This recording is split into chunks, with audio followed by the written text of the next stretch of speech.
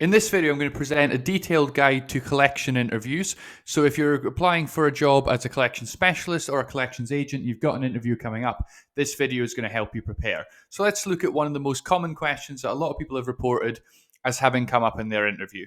And that is simply, how would you handle a rude and aggressive client? And unfortunately, in debt collection, this is something that you're likely to encounter.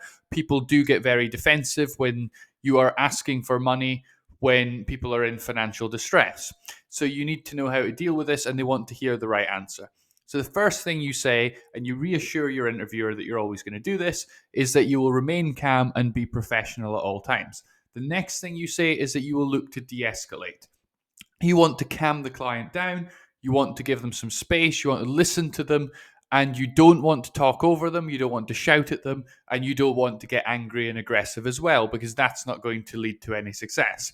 The next thing you want to do is you want to understand the client's position and their perspective, because if you take an understanding approach, you're much more likely to successfully resolve the case. So you've got to understand what is causing them to be angry, what is the source of this anger, what is their position. And once you have a clear understanding of the client's position, that is going to be able to inform the next step. The next thing you say is that you will always follow the appropriate collections policy, reassure them that you're going to do the right thing, and that you're going to remain focused on effective collection. So even though the client is being very difficult, you've got a clear end goal in mind, which is a successful collection. And that's how you round off your answer, by saying that you want to achieve a positive result and a successful collection in the face of an aggressive client. Your focus is still on a successful collection, which is what you're employed to do. And so if you say each of the things on this list, you'll be able to create a really strong answer that will score highly. The next question to look at is, what does a collection specialist do and why is the role important? And it depends whether you're working in collections for the company that actually originated the debt, or whether you work in collections where it's a third party debt, where perhaps the company you're working for has bought in that debt, and you'll have to adjust your answer accordingly. So some general things you can say is monitoring accounts, keeping track of which accounts are up to date, which accounts are making payments, how many days behind each account is, because that will inform collections. The next thing you might be involved in doing is identifying the delinquent accounts, so finding those accounts that are falling behind and intervening. The next thing that you could say is that a big part of your job will be contacting customers to bring outstanding accounts up to date. Your goal is to take an account where payments haven't been made and turn it into an account where payments are being made, or where all payments have been made ultimately. You may be involved in tracing debtors, finding out the current address and making sure you can get in contact with them. Designing payment plans could be part of your role. Bringing legal action, you're not going to likely be involved in actually taking that legal action, but it may be that you're involved in starting the process or referring it to further action and gathering documents to support that. Then you could also be involved in maintaining accurate records, so records of contact, records of payment, and what is being put in place for that particular case. So that's a general list of things that you could be involved in, and you can talk about those in your interview, though of course adapt it to the specific company that you're applying for. And then why is it important? Well, there's lots of reasons. 3 things you can say in your interview is: 1, it improves cash flow. So companies need to have money coming in to actually run the business. The business is run by the money that comes in. So for example, if you've got a company that is involved in lending money, it needs to collect the money in with an interest, so they've made a profit, and then use that money to lend it out again. If they've got people not paying and falling behind, those people have that money that's now probably not earning interest, and they are unable to lend as much and grow their business. Or if it's a company that is selling a product, they need to collect the money so that they can buy more stock and grow the business. The next thing you can say is it protects margin. So margin is a way of expressing profit as a percentage. How much money the business is actually making in profit is its profit margin. And it might be that the company is making 5%. So if they lose just a small amount of collections, so if 5% of their customers stopped paying completely and the company is earning 5%, that failure of collections could wipe out the entire profit margin. So successful collections massively has an impact on the profit of the company. And the other thing you're doing is you're preventing losses. Every time a debt isn't collected, that is recorded as a loss by the company, and that's going to hurt their business. So that is the key importance of collections. The next question you want to look at is, what would you do if you cannot reach a customer and they do not return calls? So this can be a common situation. And to be successful here, you have to avoid saying the wrong thing and make sure you say the right thing. So look at the wrong thing, and then we'll look at what the right thing is. So the wrong thing is to immediately go, well, I'd go and bang on their door, go around their house and demand that they pay. Well, that's probably not the right thing to do, because it may be that they owe a small amount and you could have phoned 5 people in that time. It may be that that violates the laws in the particular place where you are operating, or it may violate the company's policy. So don't just jump to something extreme like that. Suggesting that you would call their work friends, their partner, or their family, that's very inappropriate. Debts should be kept private. That is an aggressive technique, and many countries have laws against that and have codes of conduct that prevent you from doing that, because it is deeply unethical. Issuing empty threats, so saying I would threaten this, I would threaten that, that is not likely to be best practice, and that is unethical. And the next thing that you have to be aware of is, when you're answering this question, you do not say anything that violates the company's policy or the law. Because if you say that and then they are taking notes in the interview, I would imagine, they've written down that you've given an answer that is illegal and they've still hired you. That could look very, very bad for the company. They are asking this to screen out people that say the wrong thing.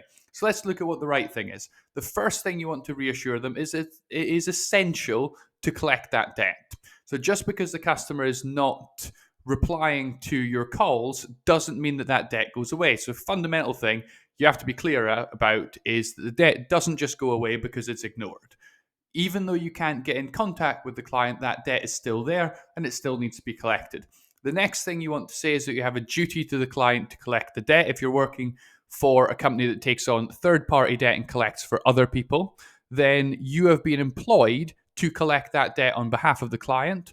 Or if the debt's been bought in, it's essential that that debt is collected. Otherwise, the business isn't going to function and you will be out of a job.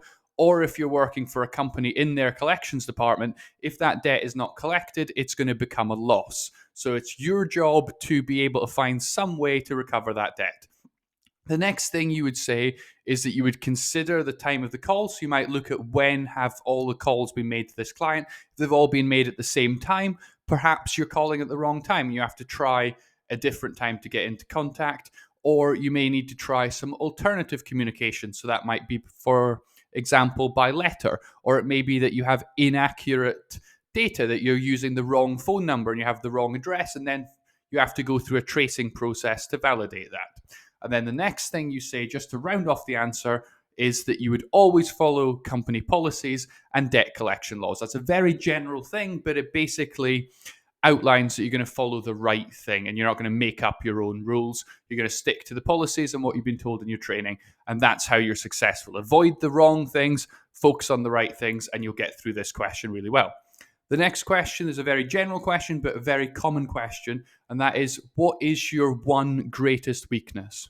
And this is not a question where you want to just be making up an answer to on the spot. It's a good idea to have a weakness ready just in case they ask, because it's better to have thought it through than just make something up on the spot. So let's look at what a successful answer looks like. The first thing is, it has to be a genuine, honest weakness. Now, I'll look at some examples of weaknesses that are unacceptable. The next thing is, you have to sort it out. Don't talk about this weakness as being some great problem. Talk about it as something you're working on and something you're going to fix. And then most importantly, make sure it's something that is not important for collection. So don't say anything that is essential to being able to do the job. So some awful answers would be to say none. That suggests you can't think about your own weaknesses, you try to hide a weakness, or you think you're super perfect and you're really not. That there is a fundamental rule that everybody has things that they need to work on, and everyone has things that they could improve on. No one is brilliant at absolutely everything. The next one is I'm a perfectionist. Saying you're a perfectionist is not a real weakness, it is a fake weakness and will not be taken seriously. Saying that you're terrible at sales, for example, where a lot of the skills for selling and a lot of the skills for collections overlap, that would be a terrible answer. Or if you're very shy, that's probably not going to help you in collections, so don't say that sort of thing. Focus on things that are not important for collections. So some possible answers might be public speaking, as in talking to an entire room with hundreds of people. You're fine and confident talking to small groups or individuals, but you wouldn't like the idea of going on stage because you're not going to go on stage in this role. It's extremely unlikely to come up. It's not a problem. So you could use it. If you're applying for a job where they're not looking for people who speak a second language, it's not on the job description anywhere, and you expect that the vast majority of people applying for the job are only going to be English speakers, it's not going to put you at a disadvantage. You could say you only speak English because the majority of people may have that as a weakness as well, and it might not be something they're looking for. It would be a strength to have another language, but it's not going to look terribly bad as a weakness, and it's easy to say that you have ambitions to start learning a language in future. If you're not in management and you're not likely to be involved in a lot of delegation, you could use that as a weakness that you're going to try and improve. Or if you're someone that works a lot and takes a lot of work home with them and really gets obsessed with their job, you may want to say that you are looking to improve your work-life balance. The way that you answer it is very simple. You just say a weakness that I'm aware of is, say what your weakness is, don't talk about it at length, because the more you talk about your weakness, the more it's going to look like a big problem. Just state it and move on very quickly, and then say, to overcome this weakness, I plan to, and have one or two ideas about what you could do to make this weakness go away, and that's how you ace the question. The next question you want to think about, and you have to be really careful with this one, is what salary are you looking for? And this can be a trap, and you have to be very, very careful, because if you say your salary expectations are vastly above what the employer is willing to pay, they might look less favorably on you. Whereas if you pitch yourself very, very low, that may cause them to think maybe you're not really up to the job, maybe you're not as good as you look. Or they may think that actually we can just offer you a really, really low salary and you'll probably accept it. So we can get someone really good on a terrible salary when they might actually pay a lot more, but you've given away that opportunity. So you've got to be careful about it. So here's some tips. The first thing is to remember it's better to negotiate after you get an offer.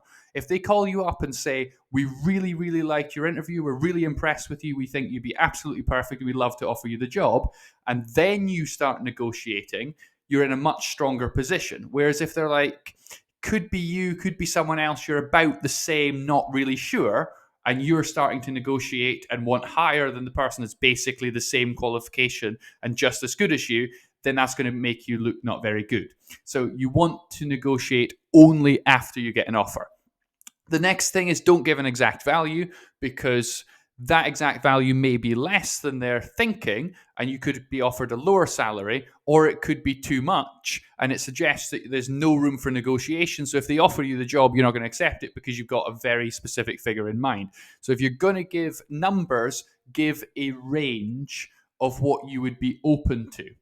Then you need to know the job advert. So if the job advert has quite clearly on it what the salary range is, you can say that you believe that the range offered by the job advert as advertised is matching up with my expectations. And then later, after hopefully you get an offer, that's when you may want to negotiate towards the higher end and see what happens.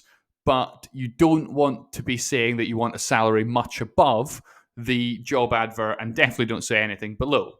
And that's one of the key ideas that shows what they are actually thinking in terms of salary.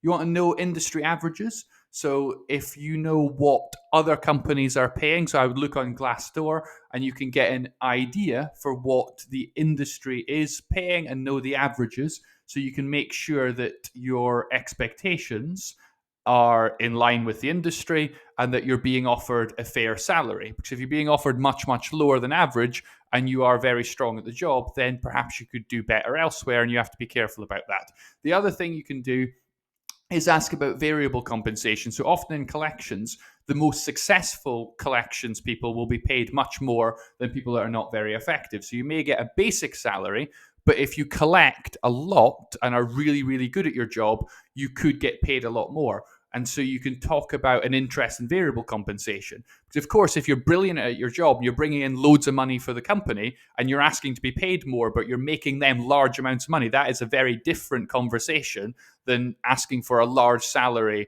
without ever proving yourself. So variable compensation, employers are much happier to pay extremely effective, brilliant people who are making them lots of money, more money, than paying you a basic salary that's very high and you're not delivering against that. So variable compensation is a good thing to talk about in these cases.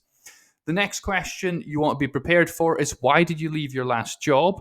Or they might say, why are you leaving your current job? And you want to make sure you avoid saying the wrong thing and you try and say some of the positive reasons which are not going to get you in trouble. So let's look at some good things to say and some really bad things to say. So good answers might be that you see that this is a better opportunity for you. Perhaps this is a promotion, perhaps this is a step up, an increase in salary. That's a perfectly decent reason to move. I really enjoyed my previous roles. If you did really enjoy your last jobs, and you say something positive about your previous employers.